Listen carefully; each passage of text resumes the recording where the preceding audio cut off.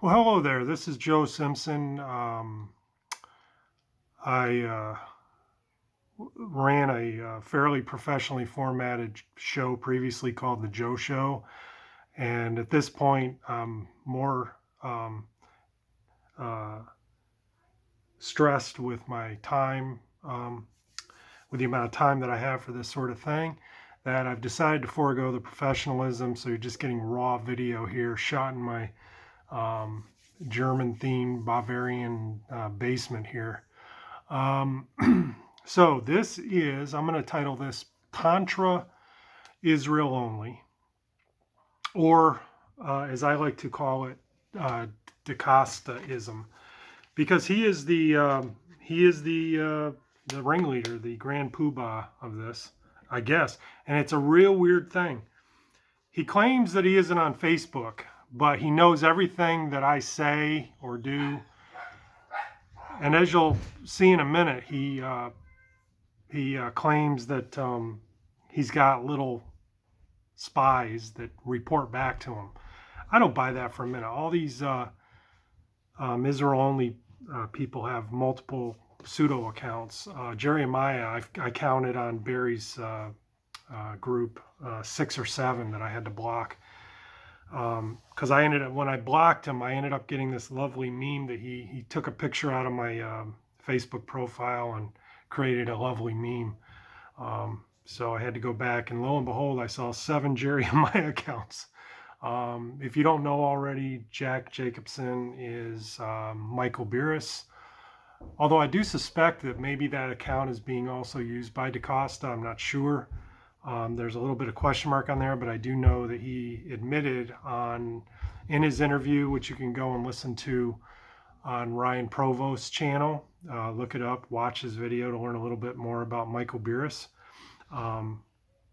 He admits that his alter ego is Jack Jacobson. I'm going to have some shine. Excuse me for the Marco Rubio moment. I need to stay hydrated. So I don't buy for a moment that DeCosta is completely disconnected from Facebook and relies on spies for him, like he says. Maybe it's true. One thing in support of that theory is he repeats things that he heard that I said, and he gets it wrong. So in my mind, what that means is if he were there watching it firsthand, then he would have communicated what how I worded my criticisms correctly. So maybe he's correct. At any rate, it's kind of a weird thing. You know, you got this Jason DeCosta guy.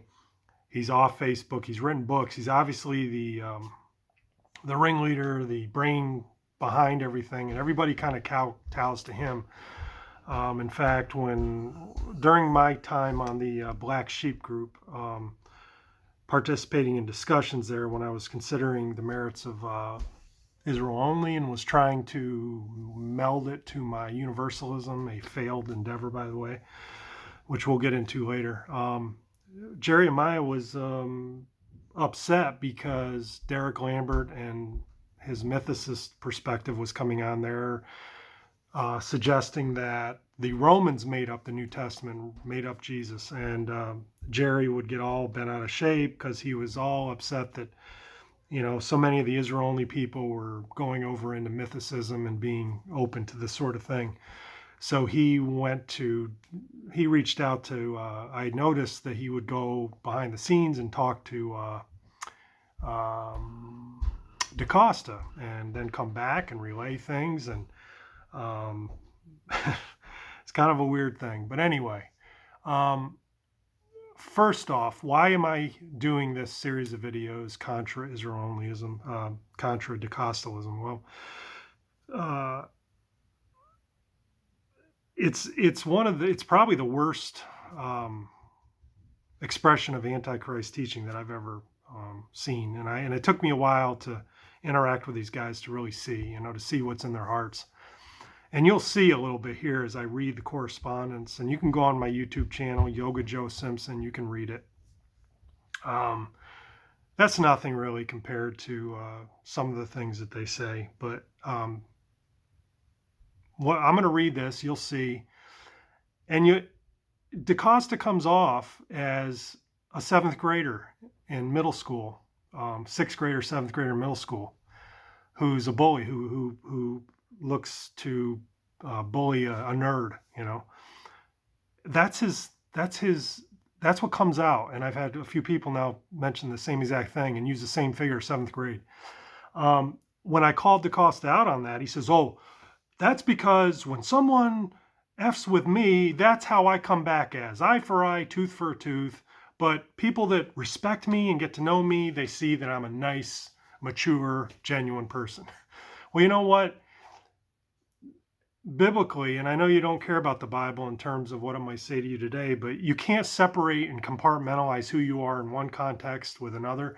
You are the same Jason DeCosta that you are when you're acting like a seventh grader with a 50-year-old man on social media, as you are with your sycophants, where you're nice and warm and fuzzy. So, it is what it is. Now, what led to this spamming of my YouTube channel? Did I ask for it? Well, I posted a video because I had a bad experience with a black sheep. I got kind of fed up with Michael Beerus because what he would do is, on some discussions that we were having, he would argue with me as Michael Beerus, and then all of a sudden Jack Jacobson would come in and agree with Michael Beerus. So they were double teaming me. So I blocked Jack Jacobson. All right, I didn't block Michael Beerus. I blocked Jack Jacobson, and I've blocked Michael Bradley's alter ego of Michelangelo. So all of a sudden, and Michael Bradley never complained, by the way, even though he's an admin of the group. He never complained that like Beerus did when I blocked his pseudo account. Somehow with Beerus, it was a trigger for him. He came back and he said, "Oh, you blocked Jack Jacobson. He's an administrator. Either unblock him or you're going to have to be booted off the group." And I protested. I said, "You know what? I haven't broken the rules in spirit. I have not blocked Michael Beerus, and that's who Jack Jacobson is. I am not going to allow him to double team me with his pseudo accounts. And who knows how many of these accounts he has, when we know Jeremiah has about 8 of them. So that wasn't acceptable. And they continued to threaten that they were going to kick me off. And I stood my ground because I felt like I've got a good argument here. And I want them I want this whole thing to be on display so people that might be open can see the deceit, the arrogance, the unethical way that they deal with people. Okay, clearly this was an instance of that. So finally, Michael Beerus came back and said, "Well, I'll tell you what, I will promise not to double team you if you unblock Jack Jacobson." And again, I said no, on principle. I said no, because somehow what that tells me is that you want to use this pseudo account in a way that probably isn't above board, and I'm not going to allow you to do it. So at that point, they were like, okay, David King came on, sided with his buddies. So I consider David King, as smart as, I respect him for some of his intelligence. He comes up with some brilliant insights, but I consider him now of a cloth with, when you can't call out your own kind, that's a cult. You can't have integrity, David, and say, "You know what, I think as an admin myself of this group, I'm going to have a talk with Michael Beerus, and yeah, perhaps that is wrong. Perhaps that is a little unethical." So, David King lost any respect that I had for him. All right, let's see who else. So anyway, they proceeded to say, "Okay, that's it. You can't come on." So I blocked them all, and then I guess at some point I was deactivated from the group, which was a good thing, because after that I really started to take a good long measured account of what's going on here, and I realized that. In the end, I realized, I've been a universalist for probably 7 years. I've been a preterist universalist, maybe half of that, maybe a little more than half of that, probably more than half of that. I think I was because before I discovered preterism, I was pretty much a universalist for 2 years. I would say. I was of the evangelical universalist Robin Perry variety, who I kind of respect. I think he's, if you're going to be a universalist, that's probably the only biblical route to go, because it keeps it evangelical, keeps it Christ-centered. You can't, you have to bow your knee to Christ. I mean, how he makes it into a universalism is he makes the assumption, and it is an assumption, okay? He would say he's basing it on a verse in Philippians, which I don't know if you can do that or not. I don't think you can. But he says, where it says, every knee shall bow in heaven and earth and below the earth, every knee shall. So he takes that as eventually, whether in this life or or the next, everybody will eventually bow the knee, okay? Well, that's a nice thing, and I hope that that's true. And I will continue to explore that, but I don't feel any, like I think I felt a little more secure when I was in the preterist universalism, but long story short, it's all on the table now. I've realized that the universalism, preterist universalism, and Israel only cessationism all are on the same rotten foundation. And by the way, they're all saying I've gone back to be a futurist. You can believe what they want to say or not. I haven't denied fulfillment. I haven't denied AD 70. I haven't denied that the resurrection. So you can say what you want. I am talking with futurists, and I am considering what they have to say. I'm exploring Orthodox realized eschatology theologians like C.H. Dodd to see if there's any route that I can go, because I see that something big happened at AD 70. But yet I know at the same time that it's absurd to think that everything ended, that Jesus died, just so that 40 years that he would have significance, and then after that we can mock him on Facebook and spit on him and call him, in the words of Michael Beerus, horse shit. That's what he said that his former faith as a Christian is. That's what he considers it. So as I told DeCosta, I meant DeCosta said that, not Beerus, DeCosta, but I wouldn't be surprised if Beerus felt the same way. So as I said to DeCosta yesterday, after this spam blow up on my YouTube channel, I said, you better hope you're right, because you've got a legacy here. You've got videos and videos and videos of this stuff. You've led several people to, trash their faith, and you yourself mock Christ, and you mock Christians, and you are Antichrist. When you said to me that you do eye for eye, tooth for tooth, and that's why you treat me the way, whereas you treat your sycophants differently, that's Antichrist. I mean, you're taking what Jesus said don't do, and you're saying this is what I'm going to do. Whatever, I hope you better hope you're right, because it's going to be an uncomfortable legacy that you're going to have to account for. Now, let's get to the purpose of this series. Where did it come about? Okay, so on Barry's Preterist Perspectives group, one night when I was just really hashing out, trying to deal with where I was, coming out from, and trying to see where am I going to go now, and all these different voices are coming. I'm talking to some people on the phone, futurist guys that are trying to help me out.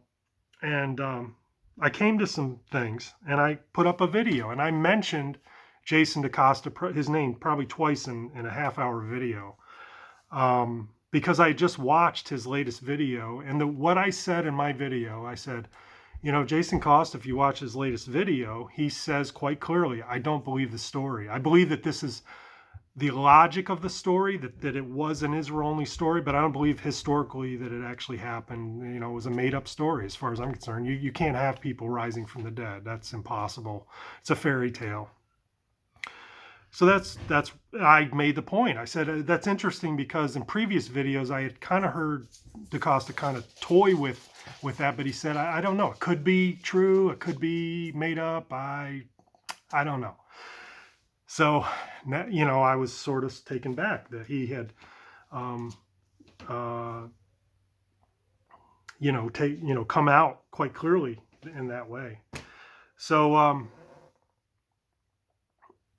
let's see. Okay, so I mentioned him there. I said that, and then I mentioned also that how he, in this video, he said I'm a cold-hearted SOB, and I don't want to get into the language or whatever. And he said So I said, my other comment was, well, Jason, biblically, character has a lot to do with how you process truth. If your character is bad, everything that comes through you, including your mind, is going to be slanted and flavored by that badness, by that core of being a cold-hearted SOB. All right, so you have a bias. You're putting everything through a bias. So I said that's not a very good advertisement. Maybe your followers are not schooled enough in, Jesus's discourses and what he said about it. But, if I was trying to teach the Bible and my advertisement was, I'm a cold-hearted son of a bitch, that's not the best advertisement. So I said those things, and like a week later now, all of a sudden he spams my YouTube channel. And keep in mind, I've never talked to Jason DeCosta before in my life, never chatted with him, never interacted with him. It's always been with Jeremiah, Michael Bradley, Michael Beerus, and the crazies that they are in their group. All right, so he says, hey Joey, I hear you've been talking a lot of shit about me in the groups. Is this true? And I responded, I said, I mentioned you a couple times in a recent video. Joe, stating that the end result of IO is that the Bible is a big fairy tale about magic gifts and dead corpses rising from the ground and humans being changed into angelic beings and ascending to heaven doesn't defeat the view. What evidence have you presented to actually refute my points? You've presented jack shit. That's what. You are a coward. You backed away from the view because you don't like the tone in which some of the proponents present. You don't like how blunt we are. Cry me a river, grow up. You have no arguments, correct? You are just doing this to feel secure again, correct? Any arguments that you think you have, I would love to hear them. Bigger fish than yourself have tried and have been backhanded into the deep, dark abyss rather quietly. You know there are no arguments, don't you? Why are you being dishonest? Is that the godly thing to do? Joe Dirt. The only schmucks that I respond to are the dishonest losers, like yourself, who have seen and admitted the truth of IO, and have tucked their peckers between their legs and run back to the hills of confusion and dishonesty. That's you, chump. Yes, I am cold indeed to those who deserve it. I am very kind and loving to honest, genuine truth seekers. Insert their sycophants, obsequious to the nth degree, slobbering. That was my editorial insertion. Of which you are not. You are a joke, man. What are you even doing with your life? You aren't funny. Your videos are dumb. You suck at theology. Like, seriously, man, what talents do you have? You know what? I'm going to read this like in a stoner, just to show you, like, dude, I'm very loving to kind and honest, genuine truth seekers, of which you are not. You are a joke, man. What are you even doing with your life? You aren't funny. Your videos are dumb, man. You suck at theology. Like, seriously, man, what talents do you have? I'm still trying to figure out why anyone would listen to you. Anyway, I don't know if that's a stoner or what. I don't know. You were trying to push Universalism IO a few weeks ago, weren't you? Which we all laughed at, by the way. Stop for a moment. I noticed one of my Facebook friends who's written some books. He's a preterist universalist, Matthew Simon. Some of you, I noticed he's where I was a couple months ago, where he's cozying up. He's like, oh, I really agree with a lot of this. This is good. Matthew, you are about to get mocked for your universalism until you give it up. And not just that, but you have to give up even your belief that Christ actually existed and was who he said he was, because it's all a fairy tale. Anything short of that, you are a joke to them. Fair warning. I'm praying for you, brother. All right. So trust me, my name, here's the chip on the shoulder of Jason DeCosta. Trust me, my name has been dragged through the mud more times than you can count. I couldn't care less. He couldn't care less, but yet I only engage with those who see it, admit it, and then run away like little bitchs. That's you, Joey Dirt. What can you say for yourself? Okay, so then I explained to him, just because I was moving in one direction, you aren't allowed to realize it was a wrong turn and turn back. I mean, that's what he did with full preterism. He got into full preterism, realized it was wrong, put his pecker between his legs and ran to Israel only. So changing your theology is a good thing, and it's something we all do, or else we wouldn't be where we're at, no matter what our perspective in full preterism is. All right.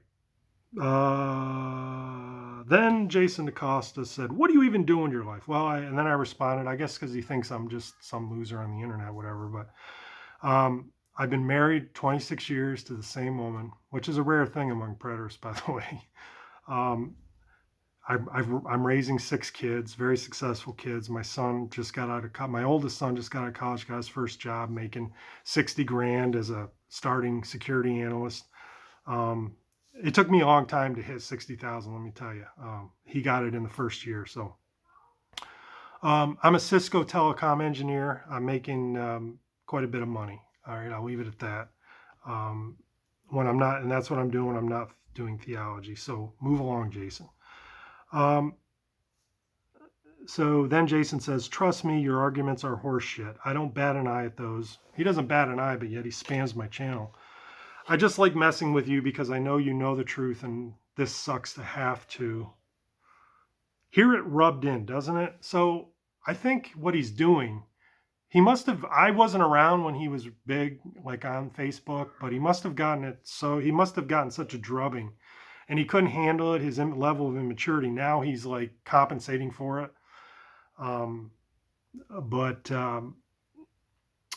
So now that's why they mock, because, it's what they happen to them, and misery loves company. Being honest and dealing with the consequences, or being a lying scumbucket like you, runs back to the muck of futurism, which is what you did. No, I didn't run back to futurism. Maybe I'll end up in futurism. I'm certainly back in continuationism of some kind. I haven't figured it out. And that's okay to not have it all figured out, by the way.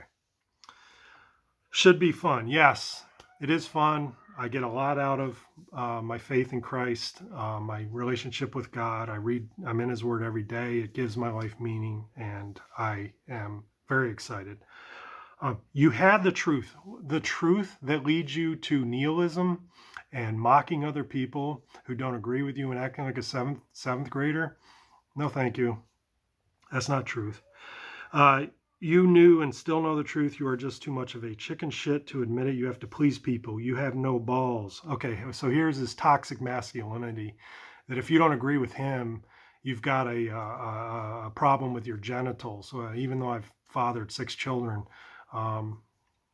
whatever. And I've stayed married 26 years, which you can't do without being able to know how to please your lady. You know what I mean? But anyway, Jason, you've got toxic masculinity issues, which you need to work out. Maybe daddy issues, I don't know. That's an ad hominem, by the way. I apologize for that. I don't want to get into a battle of ad hominems. I want people that watch this debate back and forth, just watch the level of ad hominems that get thrown my way. It's off the charts. So rightfully so, because it is. And by the way, the little birdies who tell me things all say that you cannot get IO out of your mouth. So he's got little birdies. He refers to his followers that are on Facebook for him, his little birdies. They say that you cannot get IO out of your mouth. Rightfully so, because it is, of course, the truth. Is it the truth? And by the way, as I said to you the other day, the Gentile Ephraim link I've known about since approximately 1999, 98. I got into a Messianic, it's called Messianic Two House group. I was heavily involved with a group led by Batya Wooten, and very familiar with that association. And that's why I was curious, fascinated by this within preterism, because I'm a preterist. And Jason, you are not the inventor of it. Look at this. I picked this up in the used bookstore yesterday. It's backwards in the video, but it says the Bible Arch of British Israel Truth. This is an old book. Looks like it was printed in Vancouver, BC, but it's basically British Israelism. They take the same thing, but it's just a future. Look at it as a futurist version of Israel only. They believe that Western Christians, particularly the ones that are in England, the British Isles, are the lost tribes of Ephraim, of Israel. So they use the same verses as IO. It's just been around. And so you got British Israel. You have the denomination, which I believe is broken up now, is considered a cult, but it was big. It's called the Worldwide Church of God. Herbert Armstrong adopted British Israel, the same underlying framework, and that broke up. It was renounced, I believe, and they were all these Church of God, Worldwide Church of God. They broke up into different sectarian types of Church of God. Some stayed with the British Israelism. Some actually repented of everything and became evangelical. And you'll still see them today. A lot of them folded into the Messianic movement, which I encountered in 1998. In addition to that, the more virulent side, which I would side with IO in terms of virulence, is the Christian Identity, who takes the same thing and they make it an ethnic thing where white people are the only valid Israel, and they use the same verses. It's very racist. What's so funny, I don't know if Jeremiah was too ignorant to realize it, but he tried to get me to watch this video. It was an old video. I don't know, it must have been from the 40s or 50s of this old Bible teacher. I could tell by his voice that it was going to be racist, because anytime you hear that voice from like the 40s or 50s, kind of like with zeal and talking about the Bible,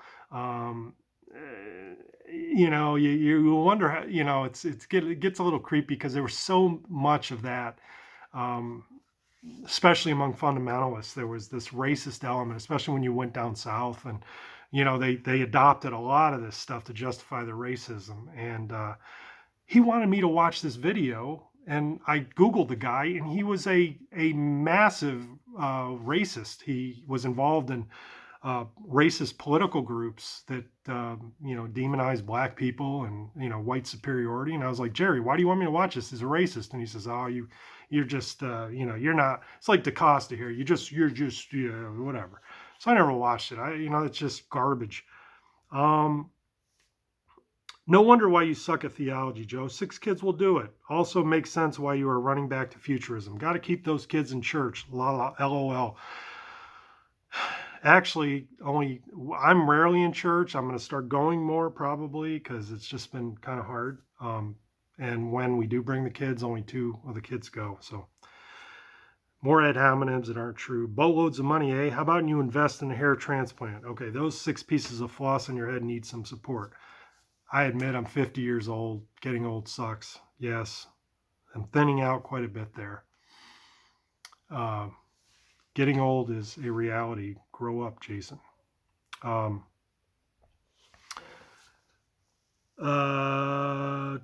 would be honored to roast your ass on my show for all to see. I will label it The Destruction of Joe Dirt, and I can superimpose your mug onto a mullet. It'll just be perfect. Okay.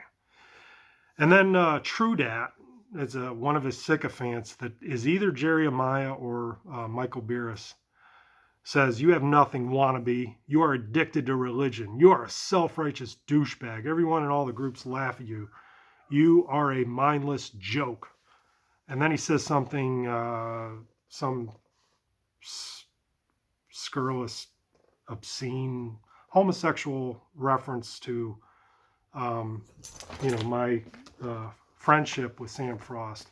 See, that's what you got to deal with these people. I mean, this stuff right here more than justifies what I like to refer to them as scoundrels, scoundrels of the highest order. These are the guys, when they were in religion, they were the worst of religion. They were flaming fundamentalists. And I don't know if you've ever encountered fundamentalism in your religious travels. They're the worst people. It's just like dealing with this mindset, only they're in a futurist, mindset, but they can be the same way. And it's just ridiculous. And they carried over a lot of the same mindset. And as I get into some of the criticism of Jason's theology, you'll see that it's like he's a fundamentalist how he deals with scripture. Okay. I don't need to read any more of this stuff. It's just garbage. But again, seventh graders, 7th grade stuff. All right. So let's get into some meat stuff. I'm going to start off here by, I actually watched a Jason DeCosta video. It might have been around one of the first that I watched about a month ago, and I couldn't find. I tried to look it up this morning, couldn't find it. But in it, he made a stunning statement. He said that goyim in the Hebrew can refer to Israel. And I was shocked because it was almost like he didn't know to make a distinction between the different tenses of a word. So goy is the Hebrew word that just means nation, okay?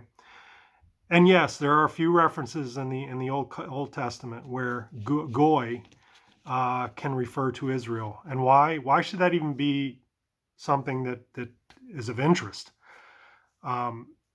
Israel was a nation, and if goy means nation, I mean, what was Israel? Was Israel a football team? Was Israel a slice of cream cheesecake? No, Israel was a nation, so it's legitimate to call them a goy. That is no support for Israel only at all. I mean, again, if you think that there's some significance to that, tell me what do you think Israel was?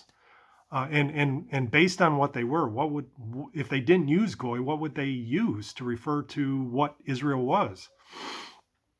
And secondly, the plural form, never, goyim, never, ever refers to Israel, unless in the few cases where Israel is included in a grouping of other nations, where it's, a classic case is where Abraham, there's a promise to Abraham that says, and also to Jacob and also to Ephraim, or, basically your descendants you'll be the father of many nations, goyim, okay?